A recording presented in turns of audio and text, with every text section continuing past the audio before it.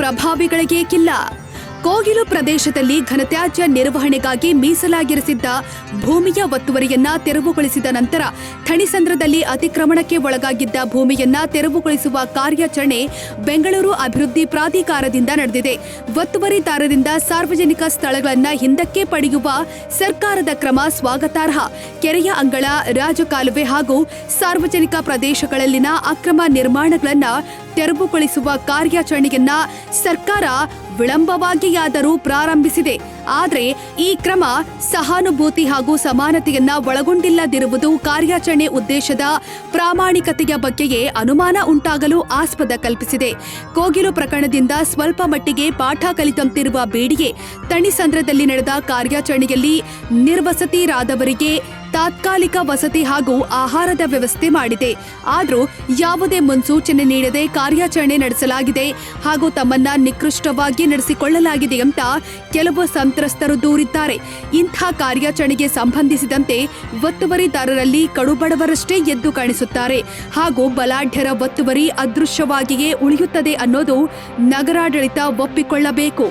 ನೋವು ಹಾಗೂ ಅವಮಾನ ಉಂಟು ಮಾಡುವಂತಹ ಕಾರ್ಯಾಚರಣೆಯಲ್ಲಿ ಬರೀ ಬಲ ಪ್ರಯೋಗವಷ್ಟನ್ನೇ ಅವಲಂಬಿಸಬಾರದು.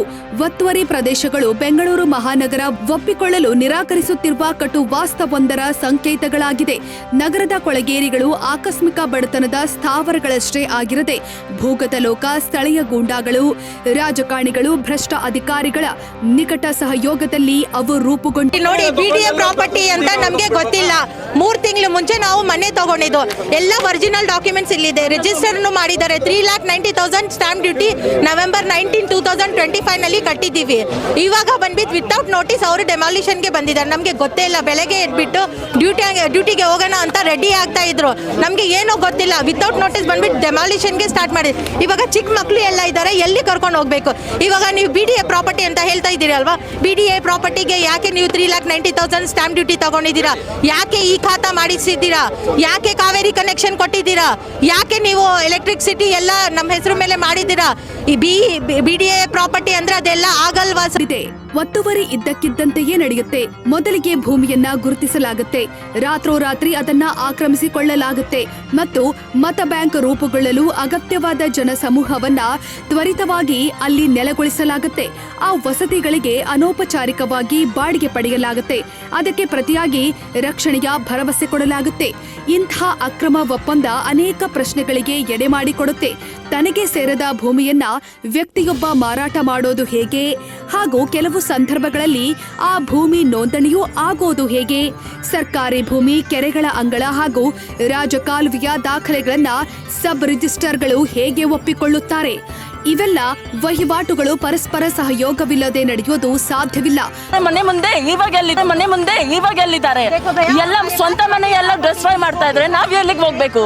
ಎಲ್ಲ ಎಷ್ಟೊಂದು ಲಕ್ಷ ನಾವು ಹಾಕಿದೀವಿ. ಬಿಡಿಎಗೆ ಇಲ್ಲ ಅಂದ್ರೆ ಯಾಕೆ ಕೊಟ್ಟಿರೋದು ಮನೆ? ಮೂರ್ ತಿಂಗಳೇ ಅಷ್ಟೇ ಆಗಿರೋದು. ಎಲ್ಲಿಗೆ ಹೋಗ್ಬೇಕು ನಾವು? ಎಲ್ಲಿಗೆ ಹೋಗ್ಬೇಕು? ನೀವೇ ಹೇಳಿ. ಯಾರು ಬರ್ತಾ ಇಲ್ಲ ಮುಂದೆ.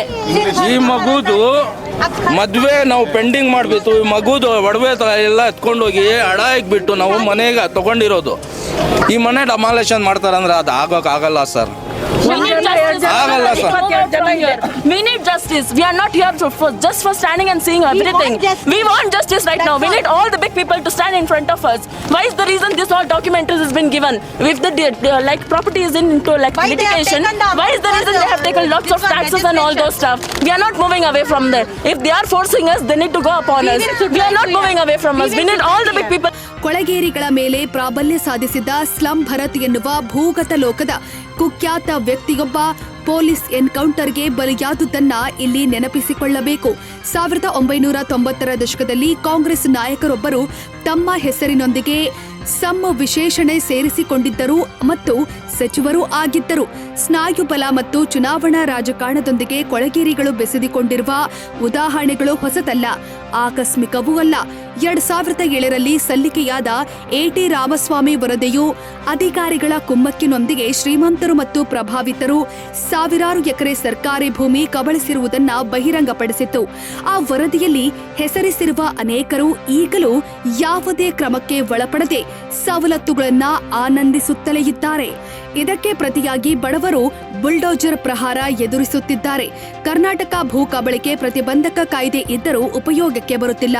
ಈ ಕಾಯ್ದೆಯನ್ನ ಪ್ರಾಮಾಣಿಕವಾಗಿ ಬಳಸಿದರೆ ಅಕ್ರಮ ವಸತಿಗಳಲ್ಲಿ ವಾಸಿಸುವ ನಿವಾಸಿಗಳು ಮಾತ್ರವಲ್ಲದೆ ಅತಿಕ್ರಮಣ ಕೃತ್ಯಗಳಿಗೆ ಹಣಕಾಸು ಒದಗಿಸುವವರು ಹಾಗೂ ಅವರಿಗೆ ಬೆಂಬಲ ರಕ್ಷಣೆ ನೀಡುವವರನ್ನ ಬಯಲಿಗೆಳೆಯಬಹುದಾಗಿದೆ. ಆಗ ಕೊಳಗೇರಿಗಳನ್ನ ಕೆಡಹುವಾಗ ದೊರೆಯುವ ಚಿತ್ರಗಳು ಈಗಿನದಕ್ಕಿಂತಲೂ ಬೇರೆಯದ್ದೇ ಆಗಿರಬಹುದು.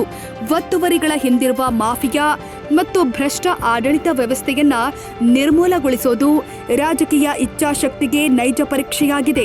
ಅದು ಸಾಧ್ಯ ಆಗೋವರೆಗೂ ಬುಲ್ಡೋಜರ್ಗಳು ನ್ಯಾಯದ ಬದಲು ಅಧಿಕಾರದ ಸಂಕೇತಗಳಾಗಿಯಷ್ಟೇ ಉಳಿಯುವ ವಿರೋಧಾಭಾಸವನ್ನ ನೋಡುತ್ತಿರಬೇಕಾಗುತ್ತೆ.